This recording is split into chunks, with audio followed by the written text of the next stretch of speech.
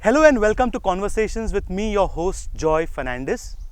And today we are here in the missions of Ali Rajpur, and we have with us Father Stanny Ferreira. Welcome, Father, to this Thank you. interview. Thank you. Father Stanny is celebrating the golden jubilee of his religious life. Let's begin by asking you this very basic question. What prompted you to become a priest? When I was in Lonavala in '64, my rector was Father Alesi, Anthony Alesi. He himself was a missionary in the Northeast. Spent a lot of years there. Every Sunday at 6 in the evening, he would give us a talk of 1 hour, and we could see it as though it was a movie with names, places, and that gave me real motivation. For 3 years he did it. 3 years. So did you always want to be a Salesian, or you first wanted to be a priest and then later you decided that you wanted to be a I had Salesian? this call actually when I was at home. Okay.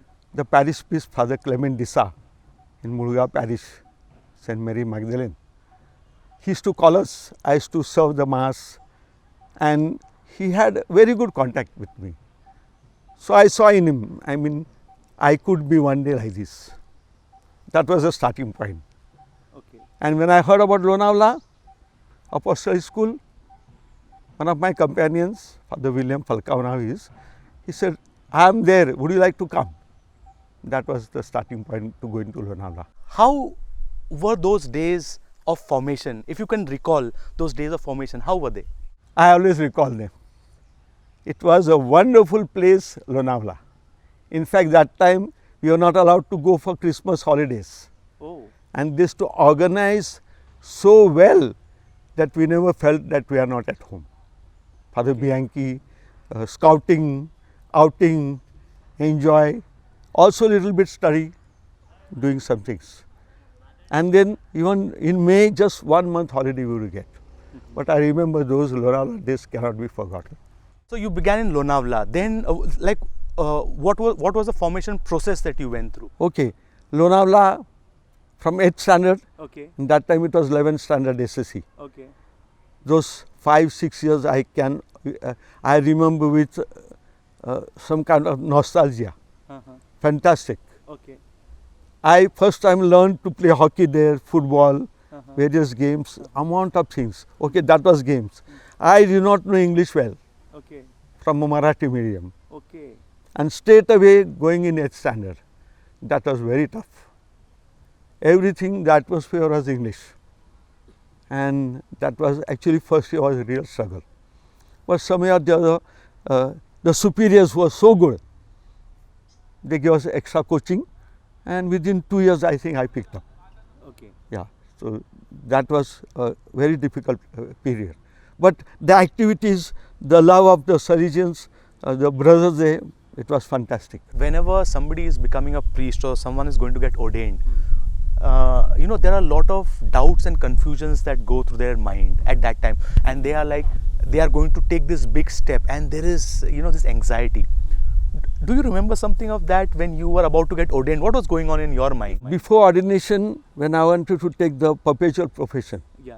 I struggled almost for maybe 2-3 months to decide whether to stay in or to go out. Okay. That was real, and it was Father Tony as the rector. Father Tony D'Souza. Tony D'Souza. He was the rector in Pune. That's where I had a real confidence in him. I spoke my problems there, and I think it took me 6 months, real struggle. But then at the end I was happy. Okay. After that I never looked back. Okay. So I'm told that after your ordination you were placed in Borivali for your Yeah. first assignment. My first assignment was Bosco Boys Home. Okay, Bosco Boys Home And Borivali. that was my heart's desire, and I got it. Okay. So how did this transition from from a city life happen to the missions of Gujarat? I think so. You were in Kavant for your first. Chota Udeipur. Okay. So how did the transition happen? I had returned to the provincial. I want to go to the missions of Okay. Northeast. He said, we have started our missions in Gujarat. Please go there. Yeah. So I remember when I was in Chhotaudapur, first time when I came, I felt sad to leave Bosco Boys Home because I always loved poor boys, and almost 99 of them were there. About 90 were total orphans. So we were teaching them various trades there, and some bigger boys who had finished their 10th standard, 12th standard, they were doing either college studies or technical. Okay. And there was a club running, and I was alone with one brother. That was real time of hard work, but I did it because when I saw those boys, my heart melted and I just gave myself. But then my greater attraction, always that dream I had in Lonavala, built up by Father Alissi, that I want to go to the missions. So that's what made me write to Provincial, and I insisted with Father Chrysanthius Saldana. Okay. So he said, but you are doing well, why don't you stay here? I said, no, Father, my heart's desire is to go there, and if you can send me, I'll be very grateful to you. Okay. That's how I was sent to Chhotaudapur. Okay. So which are the different missions in Gujarat and say MP that you have worked in apart from Alirajpur? So I was in first sent to Chhotaudapur. Okay. I spent 3 years there with Father Byron, and there I learnt with the Jesuits also, because we used to go for our meetings. Okay. And I used to go stay there 1 day, 2 days, and learn from them also, because it was new experience for Father Byron as well as for me. Okay. Methodology, how do they do. Then from there, after 3 years, I was sent to start the mission in Kawant, new. Okay. Okay, and there Father Wilfred and 2 of us went there. Again there I experienced a lot of help from the Jesuit missions because they were close by. Okay. So I used to go for monthly meetings, and there I used to get a lot of ideas. And I saw also their work. So in Kawant I liked one thing was I started cooperative system of work, not just CRS. So that brought some groups together, like self-help groups, farmers groups. And I still remember one project which came, and I think some of the things are still going on. Okay. Yeah, so that was fantastic, going to the villages, talking to those poor people. They were really with bows and arrows. You will not believe when I showed some of those photographs when I had gone to the States. They are saying they must be acting it. I said, no, they are staying. Okay. And it was so backward educationally. I really felt for them. And I used to spend a lot of my time in the villages, get the boys for the boarding, boys and girls, and that was my fulfillment. And some projects also, lot of projects. Okay. Then from there, where did you?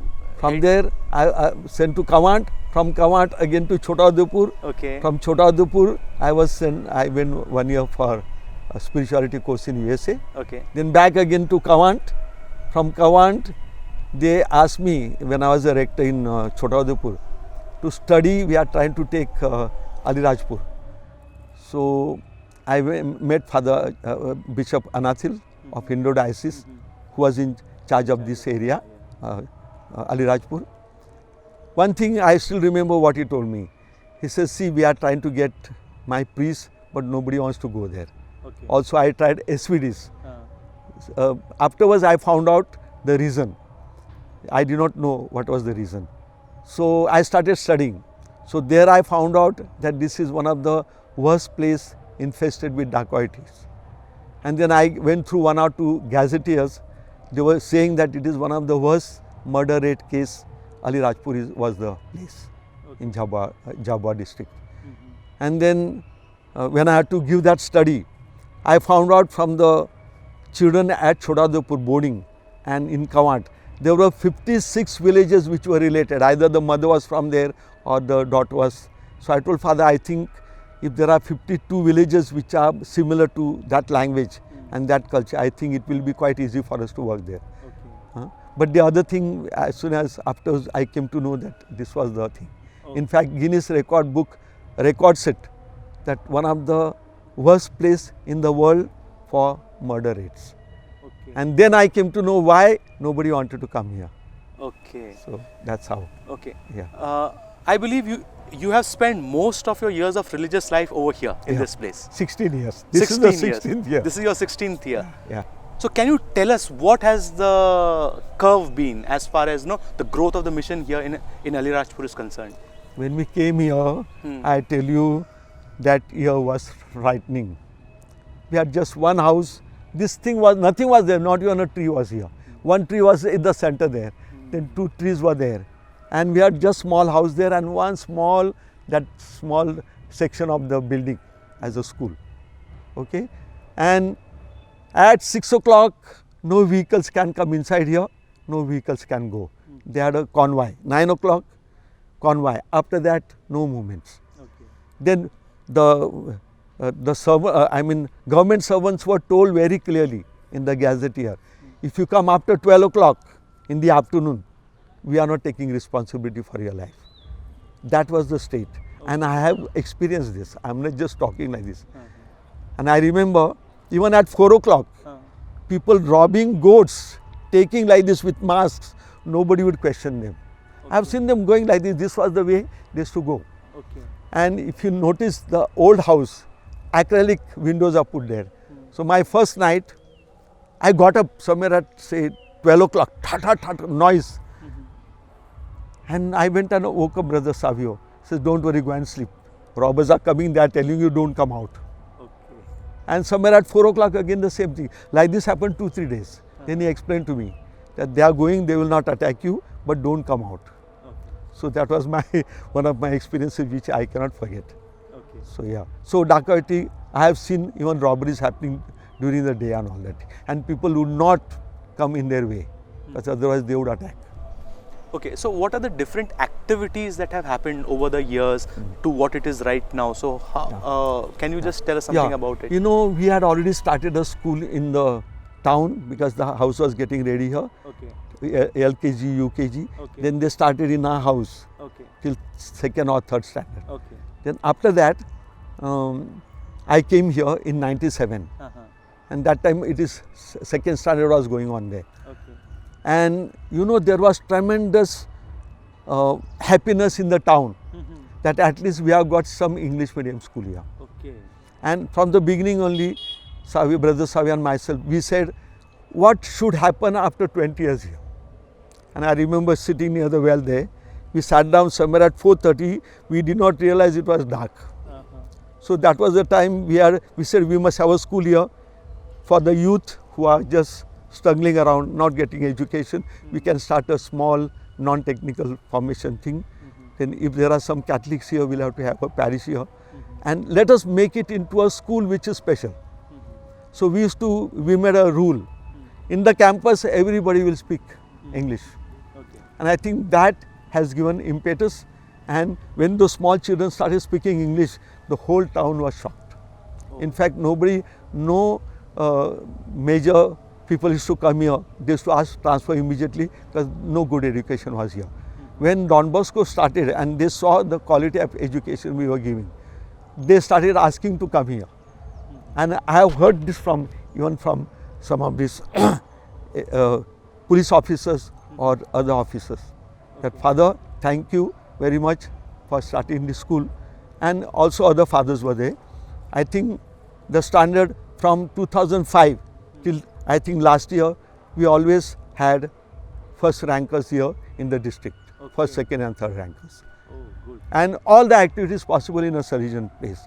Okay. All the sports, all the competitions. So they liked it. Okay. And even today they speak about it. Okay.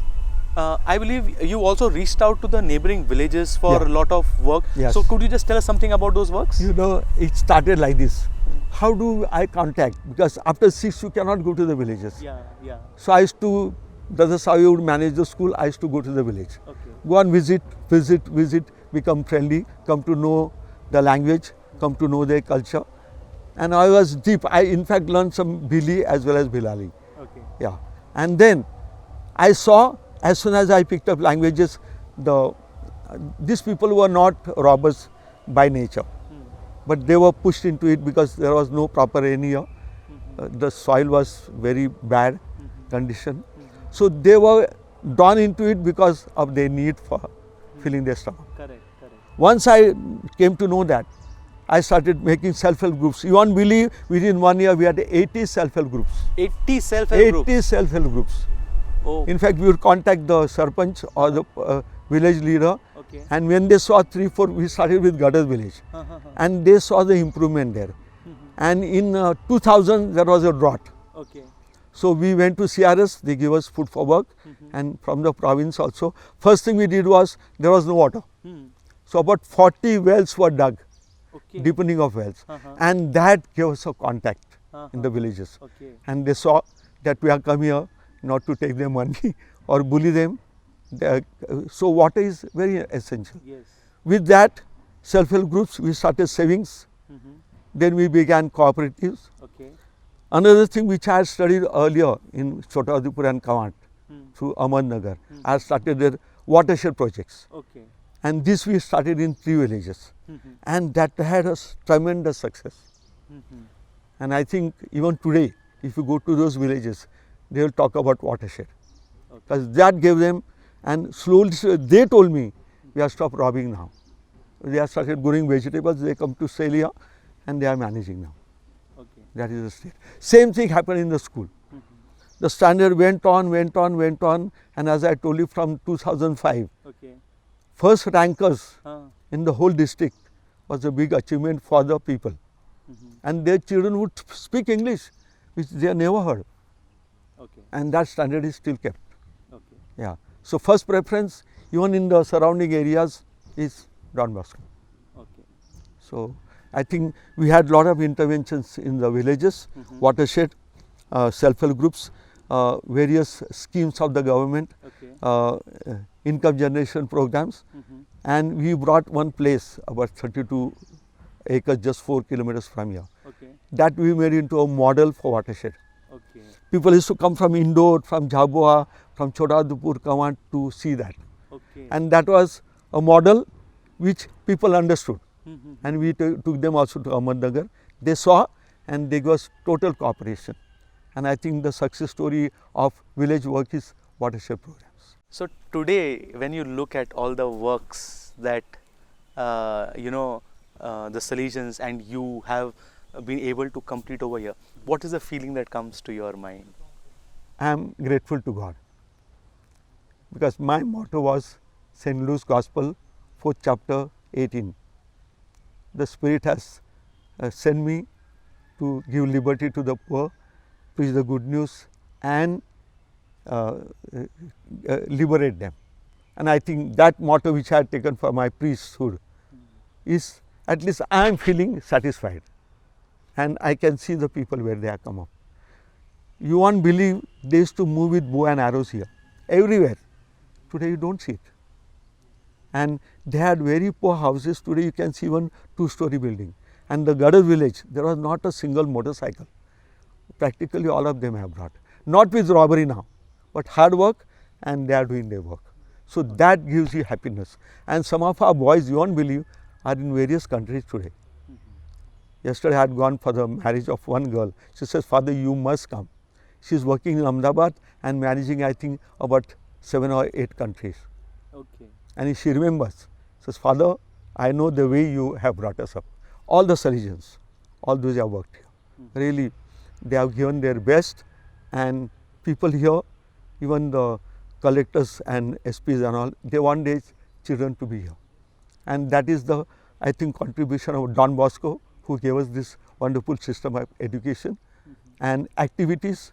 And education is a matter of the heart, not of mind. And that has gone into these children. And you must see the values they live by. I am happy whenever I see ex-student and they tell those stories, not only getting a good job. Yesterday one boy came, he says, Father, I know how to play. If you want 2 months, I can teach anyone freely. Just yesterday one boy had come. Just 3-4 days ago, some girls came. Father, I know dancing. If you want to teach some poor children, I am ready to give it free of cost. I mean, you feel happy that these boys are coming and giving back. When we started this pandemic, there is a ex-student group here. They contributed 60,000 within 2 weeks. Oh. And they wanted to go and give this. I mean, they have learned how to serve. And that gives me really joy and happiness. And I thank God, and I thank all the Salesians and sisters who have worked here. I may have played little part in it to coordinate the activities. The doers were those fathers and brothers. And School of Excellence was something special here. These children were brought up from 5th standard Hindi medium from the villages around in the whole 4 districts. And they were kept here. And they got to their level, and some of them, 2 years ago, one Sneha girl, Sneha, she stood first in the whole district. I mean, this gives joy. The tribals coming up like this. What you want more than this? And they start now, and a generation is saved. Can you just share with us, like, what was the School of Excellence all about? See, we found out that okay, there are town people here, and some of the tribals also may be staying here, and they are getting this good quality education.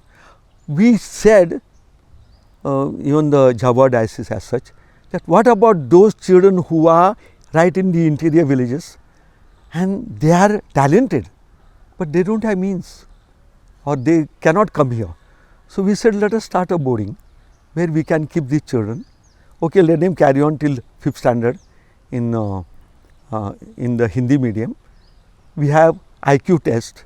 Those are really capable, and those who want to come here, we could take them and keep them in a boarding. So we gave them a crash course of 40 days, and they picked up English so well. And we put them in the 6th standard, and the results in the 10th standard, they were in par with the others. So our aim was to prepare a local leadership also, who are empowered, and those who got talents, they are wasted.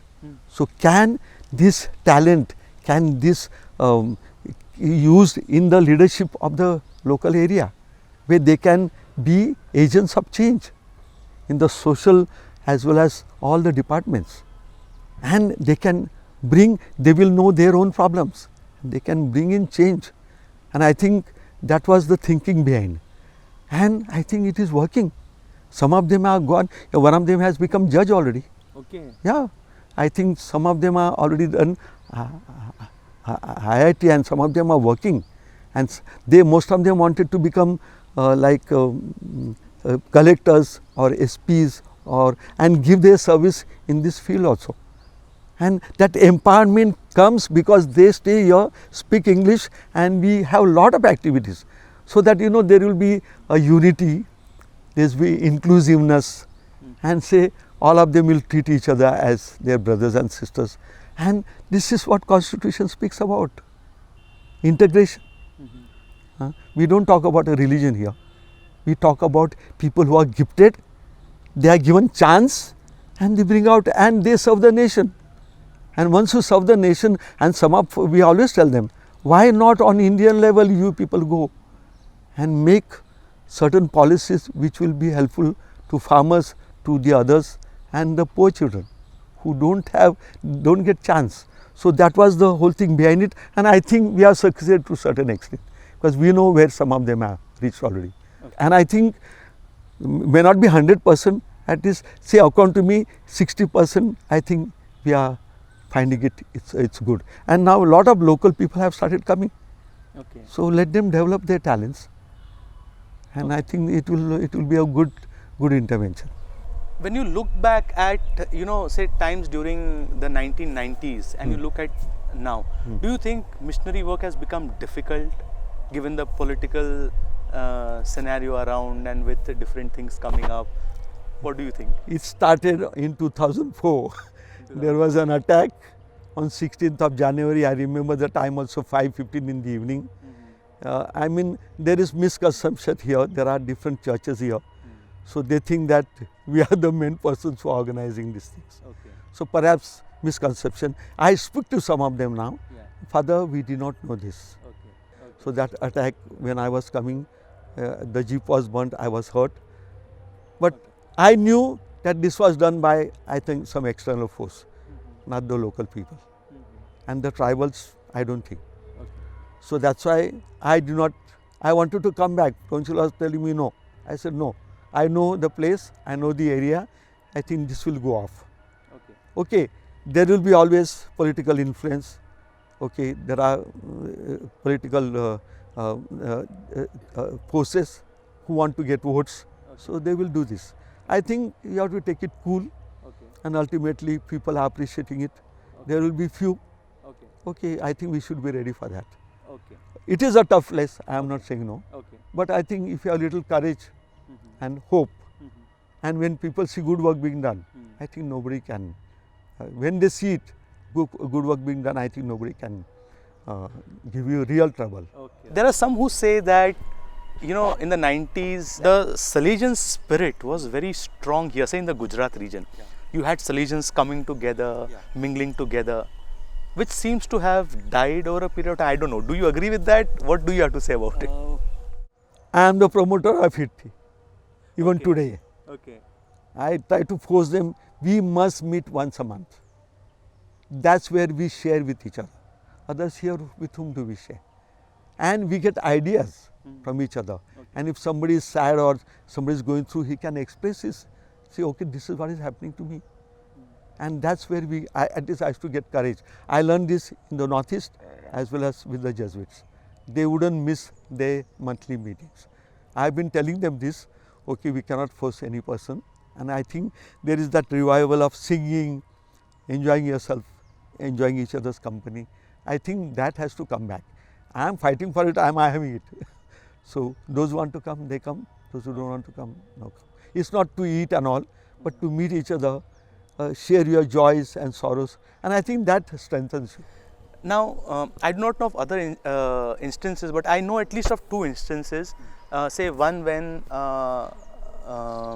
Father Byron was, he was taken to jail. That was one incident, and one incident where you were attacked.